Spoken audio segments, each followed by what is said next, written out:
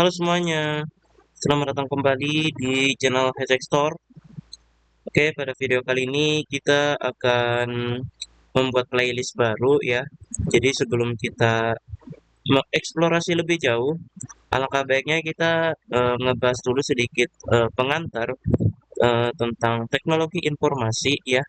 Dan pengantar teknologi informasi ini ya isinya nih tentang teknologi informasi secara umum. Jadi orang yang dari non IT ya juga juga tahu gitu pastinya gitu kan. Nah, jadi pengantar teknologi informasi ini ya kita lebih fokus ke teknologi digital dalam kehidupan sehari-hari. Oke, pada video kali ini kita akan ngebahas teknologi di sekitar kita. Jadi apa itu teknologi digital? Nah, jadi teknologi digital adalah cara menyimpan, mengolah, dan mengirim informasi menggunakan sistem yang hanya mengenal dua kondisi, nyala atau mati, atau yang sering disebut satu dan nol. Nah, ini kalau nggak salah satu dan nol ini bilangan biner ya. Eh, Kalau dalam pemrograman itu lebih tepatnya kayak nilai boolean gitu ya. Nilai boolean ya intinya eh, satu dan nol ini ya eh, data yang hanya bisa diproses oleh komputer. Perbedaan teknologi analog dan digital. Nah, jadi teknologi analog itu ya bentuknya itu fisik gitu, kayak jam, ya, kaset pita gitu kan. Nah, sedangkan teknologi digital itu nggak kelihatan gitu, abstrak gitu bentuknya ya. Nah, dia disimpan dalam bentuk kode angka ya, eh, 1 dan nol gitu.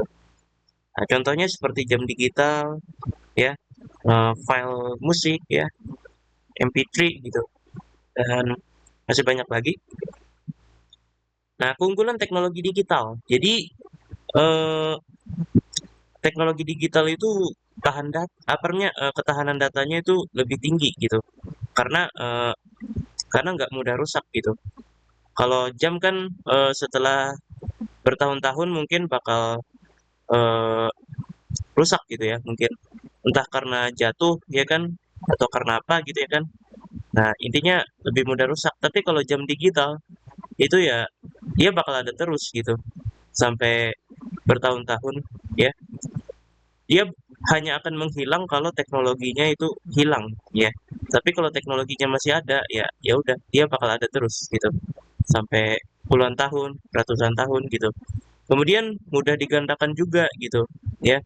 Kalau eh, fotokopi ya, misalnya ya, dokumen yang kita fotokopi ya kan itu kan bisa kabur gitu kan.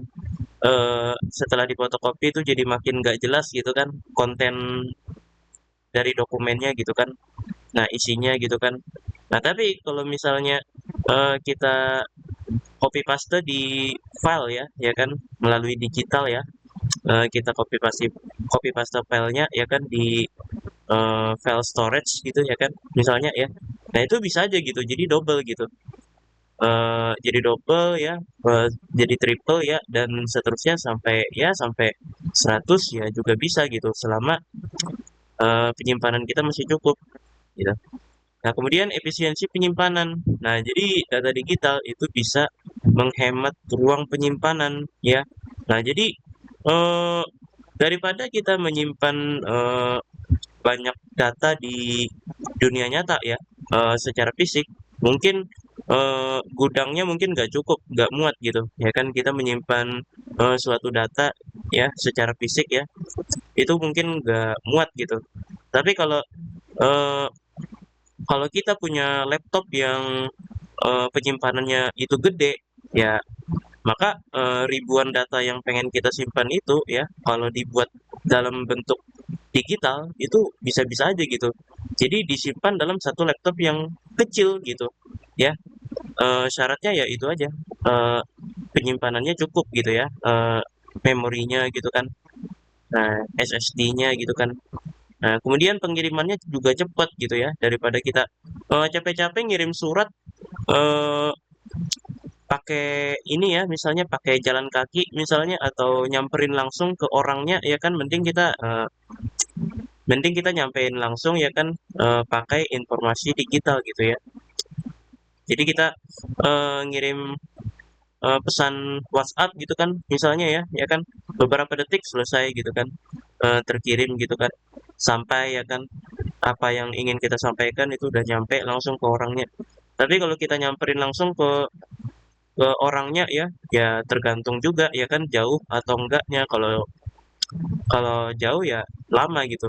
Tapi kalau deket ya bentar gitu. Tapi kalau digital ya pasti cepat gitu.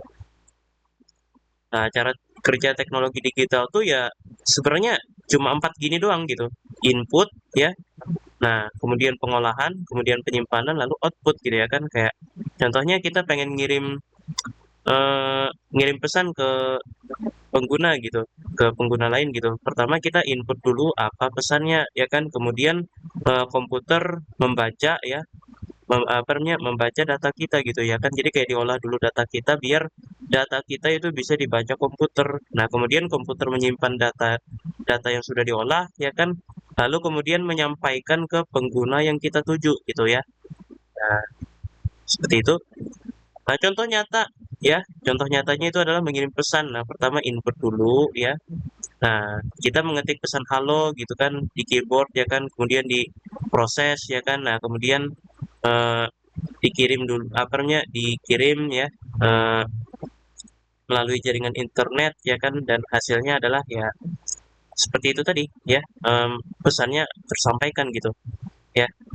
Jadi jadi setelah diproses disimpan lalu dikirim gitu ya.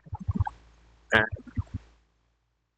contoh teknologi digital sehari-hari ya, nah seperti ini ya.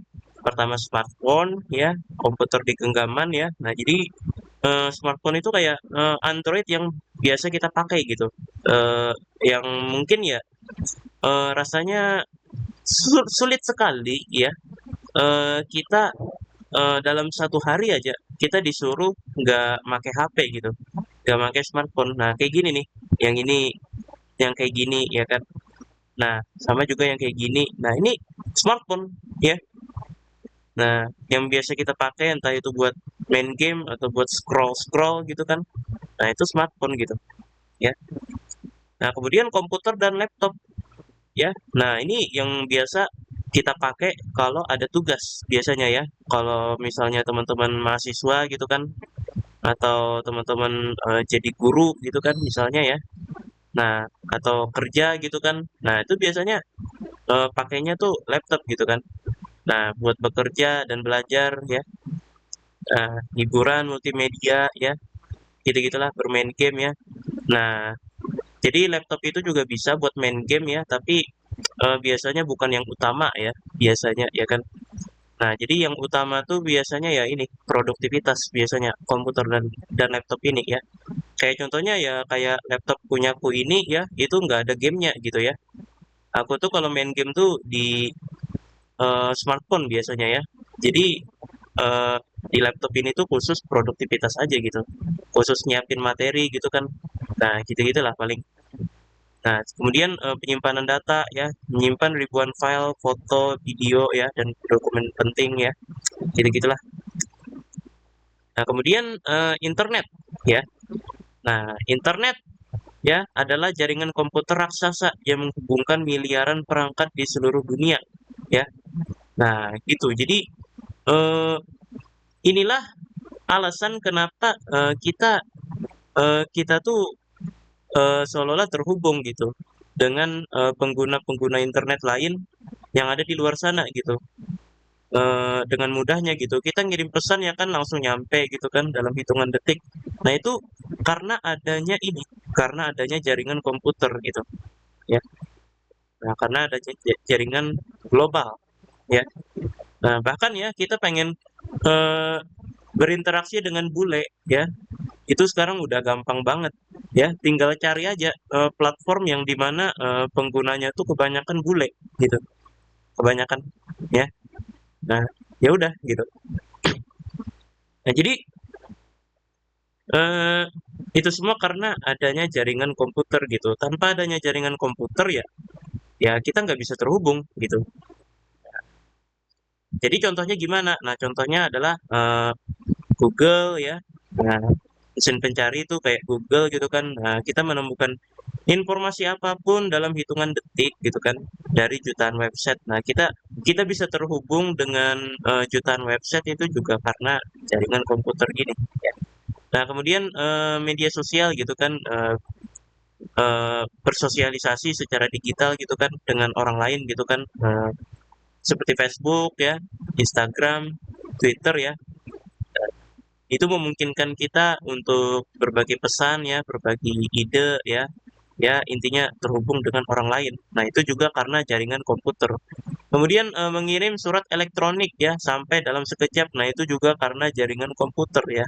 Nah, yang tak kalah penting ya, belanja online ya di Shopee, di Tokopedia ya. Nah, itu semua karena adanya ini jaringan komputer semuanya ya. Nah, gitu. Nah, kemudian aplikasi ya. Nah, jadi aplikasi adalah program komputer yang dirancang untuk melakukan tugas tugas tertentu gitu ya. Nah, jadi aplikasi ya ya eh, sering juga ya disebut sebagai software ya. Nah, jadi intinya aplikasi ini adalah program komputer yang dirancang untuk memenuhi apa gitu yang kita inginkan gitu kan. Kayak contohnya apa ya? Contohnya CapCut gitu ya kan. Nah, aplikasi CapCut gitu kan. Nah, itu eh, dia adalah program komputer yang dirancang untuk eh, melayani kita dalam kebutuhan editing video atau foto gitu kan. Nah, misalnya ya.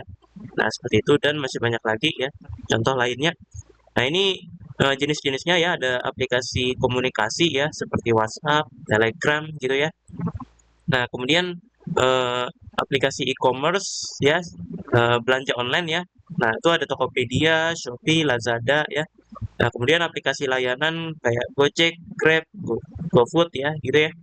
Nah, kemudian aplikasi keuangan gitu ya, keuangan digital ya, dana digital gitu kan, kayak mobile banking gitu kan, e-wallet ya, seperti Dana, Oppo, GoPay, dan masih banyak lagi. Nah, kemudian ada perangkat pintar di rumah gitu ya. Nah, jadi sekarang ya sudah banyak ya rumah-rumah mewah ya itu pakai perangkat pintar di dalam rumahnya. Nah, mungkin teman-teman bisa ngebayangin eh, jika ada suatu rumah ya pintunya tuh bisa kebuka sendiri. Itu bukan karena adanya hal mistis ya, tapi eh, karena pintunya tuh pintar gitu. Nah, pintunya tuh ngelihat ada orang ya kan yang mendekat ya kan, oh berarti mau masuk nih ya kan, ya udah aku mau buka aja deh. Nah, katanya gitu. Nah, itu namanya perangkat pintar ya. Nah, udah banyak tuh rumah-rumah mewah ya. Zaman sekarang tuh yang kayak gitu ya. Pintu kebuka sendiri gitu kan, lampu nyala sendiri gitu kan. Nah, atau ada juga asisten asisten apa gitu ya, kayak Alexa gitu kan. Nah, jadi tinggal tap-tap aja kita mau apa gitu kan. Nah, dia bakal ngelakuin sesuatu gitu di rumah kita gitu. Nah, ini contoh-contoh lainnya ya seperti smart TV ya, nah, speaker pintar ya, kamera keamanan juga ya. Nah, ini contoh dasarnya aja ya. Jadi ini intinya perangkat pintar ini masuknya ini ke IoT ya. Nah, sekarang teknologi di dunia kerja ya. Nah, jadi email ya dan aplikasi chat untuk komunikasi tim gitu kan. Nah, software pengolahan kata ya. Nah, gitu-gitulah video conference untuk rapat jarak jauh gitu kan. Meeting gitu ya. Biasanya ya, meeting online gitu kan. Cloud storage gitu ya untuk nyimpan eh, file-file rekan kerja gitu kan dengan rekan kerja gitu kan. Eh, jadi semua file dalam tim gitu kan. Nah, itu dijadiin satu gitu ya. Kemudian sistem manajemen proyek untuk mengorganisir tugas dan deadline gitu. Nah, kemudian ada teknologi dalam pendidikan gitu ya. Nah, dunia pendidikan itu sekarang juga tak kalah canggih ya dengan eh, ya pokoknya lebih canggih gitu dibandingkan eh, pendidikan zaman dulu gitu. Pendidikan sekarang tuh bisa belajar online gitu kan. Nah, kemudian konten edukasi secara digital dan juga ada juga yang namanya perpustakaan digital gitu. Nah, gitu ya. Jadi intinya teknologi dalam pendidikan juga tak kalah berkembang pesat ya dibandingkan teknologi dalam sektor-sektor lain ya. Seperti ya contohnya yang juga berkembang itu seperti perangkat pintar gitu kan. Nah, sekarang tuh udah banyak ya perangkat pintar gitu kan di dalam rumah gitu kan. Nah, dalam pendidikan juga teknologi juga sama ya, juga mulai berkembang gitu. Nah, jadi eh, kalau ada halangan gitu kan, misalnya ya tinggal belajar online aja gitu. Tinggal belajar secara online gitu kan. Kalau misalnya ada halangan gitu. Terus konten edukasi digital gitu kan kalau misalnya kita ngerasa kurang paham gitu kan ya tinggal tonton konten edukasi gitu kan. Nah, biar eh, pemahaman kita lebih kuat gitu. Dan perpustakaan digital juga ya, kita bisa mendapatkan berbagai sumber belajar ya dalam bentuk software gitu. Seperti itu. Oke, sekarang ada mitos umum tentang teknologi ya. Nah, ini ada beberapa kesalahpahaman ya tentang teknologi digital yang perlu kita luruskan ya. Yang pertama, teknologi terlalu rumit untuk dipelajari ya, padahal kenyataannya enggak juga ya. Teknologi modern dirancang agar mudah digunakan oleh siapa saja, tidak perlu menjadi ahli untuk menggunakan smartphone ya, mengirim email atau berbelanja online ya. Nah, bisa ya kan semuanya bisa gitu. Masa iya ya kan ada orang yang nggak bisa pakai smartphone gitu kan di zaman sekarang gitu kan. Nah, masa iya ada orang yang nggak bisa berbelanja online gitu kan, yang bahkan yang bukan anak IT pun seharusnya bisa gitu kan. Nah, karena emang gampang gitu ya. Yang rumit itu sebenarnya apa yang di balik layar gitu kan. Nah, dan itu urusan engineer gitu kan, bukan urusan orang yang non IT gitu ya. Nah, orang yang non IT ya itu hanya ya fokusnya tuh ya bagaimana menggunakan teknologi ya kan dengan bijak ya kan. Udah itu aja. Sedangkan yang urusan balik layar ya coding-codingannya gitu kan. Nah, jaringannya gitu kan, gitu-gitulah ya kan. Nah, itu urusan engineer gitu ya kan. Nah, kalau yang itu emang rumit sih. Tapi ya, tapi kan tapi kan orang yang non IT kan nggak dituntut sampai ke situ juga kan, ya kan. Nah, jadi ya nggak serumit itu juga ya kan sebenarnya ya. Nah, kemudian internet selalu berbahaya, padahal nggak juga ya. Internet seperti dunia nyata ya, itu ada area yang aman dan ada yang perlu diwaspadai ya. Nah, jadi eh, walaupun kita mungkin bukan anak IT gitu kan, nah kalau kita punya pengetahuan yang cukup tentang keamanan digital ya, ya kita bisa menggunakan internet dengan aman gitu ya kan, sebenarnya gitu ya. Jadi nggak berbahaya, nggak seberbahaya gitu juga gitu ya, internet itu ya. Asal kita pinter ya kan, apa ya, pinter menghindari spam gitu kan, menghindari phishing gitu kan, gitu-gitulah. Pokoknya kalau kita punya ilmu-ilmu yang kayak gitu ya kan ya, sebenarnya internet itu aman gitu. Nah, kemudian teknologi membuat kita antisosial, padahal nggak juga ya, teman-teman. Teknologi ya kan eh, kayak media sosial ya, seperti eh, WhatsApp gitu kan, gitu-gitulah ya kan. Nah, itu justru malah bikin kita itu sebenarnya makin terhubung gitu kan dengan orang lain gitu kan. Nah, kalau misalnya di dunia nyata ya, eh, hubungan kita tuh terbatas gitu kan dengan orang lain gitu ya. Hubungan kita terbatas gitu ya kan. Ya masa iya ya kan dalam waktu sekejap ya kan, dalam waktu yang bersamaan kita eh, bertemu dengan ribuan orang gitu kan. Ya nggak mungkin gitu kan. Tapi kalau di dunia digital ya bisa aja gitu kan. Kita bangun komunitas gitu kan. Nah, di dalam komunitas itu ada ribuan orang gitu kan. Nah, kita saling berinteraksi gitu kan. Nah, jadi ya eh, jadi ya dibilang teknologi itu bikin antisosial ya enggak juga sebenarnya ya. Nah, kemudian semua informasi di internet itu benar ya. Nah, ini juga salah gitu ya. Nah, karena ya yang namanya hoax itu mah eh, bisa disebarkan oleh ya lewat siapa lewat mana aja gitu ya. Eh, nggak harus gosip gitu kan, tapi juga bisa ya kan dalam bentuk artikel ya gitu ya. Nah, hoax-hoax yang kayak gitu ya kan. Nah, jadi ya kan siapa aja gitu ya bisa mempublikasikan informasi di internet ya yang menyesatkan gitu kan. Nah, kelihatannya benar tapi ternyata salah gitu kan. Nah, gitu ya. Jadi kita harus ya pokoknya harus hati-hati juga gitu ya. Yang namanya informasi hoax itu bisa ada di mana aja gitu. Kemudian perangkat digital itu cepat rusak padahal nggak juga ya. Kalau misalnya kita pandai merawatnya gitu ya, 3 sampai 5 tahun tuh kuat-kuat aja gitu, smartphone ya. Nah, kalau misalnya, eee, kita nggak bisa merawatnya ya wajar aja ya kan setahun rusak gitu kan.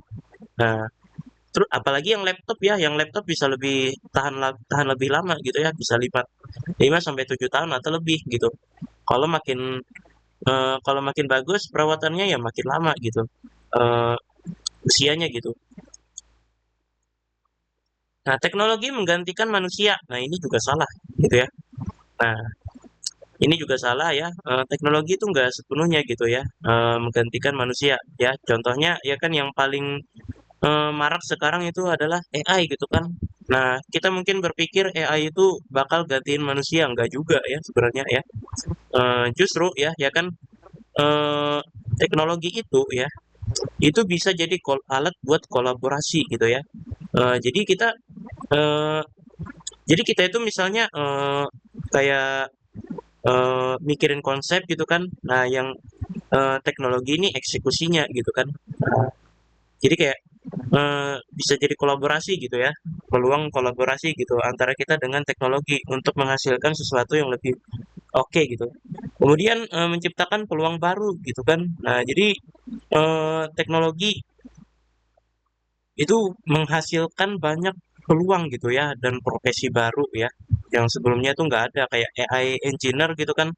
Nah, AI engineer itu sebelumnya nggak ada ya. Kalau belum ada AI ya nggak ada tuh yang namanya AI engineer, machine learning engineer gitu kan nggak ada gitu. Nah, jadi ya teknologi menggantikan manusia itu juga ya salah gitu sebenarnya ya. Nah, seperti itu ya. Nah, dan ini terakhir cara menggunakan teknologi dengan bijak ya. Yang pertama atur waktu penggunaan, jangan kebablasan ya. Nge-scroll nggak jelas sampai berjam-jam. Nah, jangan sampai. Kemudian jaga privasi. Nah, gunakan password yang kuat gitu ya.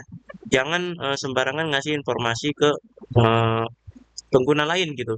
Kemudian berpikir kritis gitu kan. Nah, jangan sampai kita menerima mentah-mentah ya apa yang kita dapatkan dari internet gitu ya. Salah satunya ya dari channel ini gitu ya. Jangan sampai teman-teman menganggap segala apa yang disampaikan di channel ini ya, ya segala apa yang aku sampaikan itu pasti benar ya. Jangan sampai ya seperti itu ya teman-teman. Intinya teman-teman kemampuan berpikir kritisnya harus ditanamkan kuat-kuat. Nah, kemudian yang terakhir adalah terus belajar ya. Teknologi terus berkembang ya, tetap belajar hal baru dan jangan takut mencoba ya. Nah, seperti itu. Oke, jadi aku rasa segitu saja ya pembahasan kita tentang ya teknologi di sekitar kita ya. Semoga dapat dipahami ya. Dan tak lupa aku ucapkan terima kasih kepada teman-teman sekalian yang sudah mau menonton video ini sampai selesai. Dan yap, sampai jumpa lagi di video-video berikutnya. Dadah.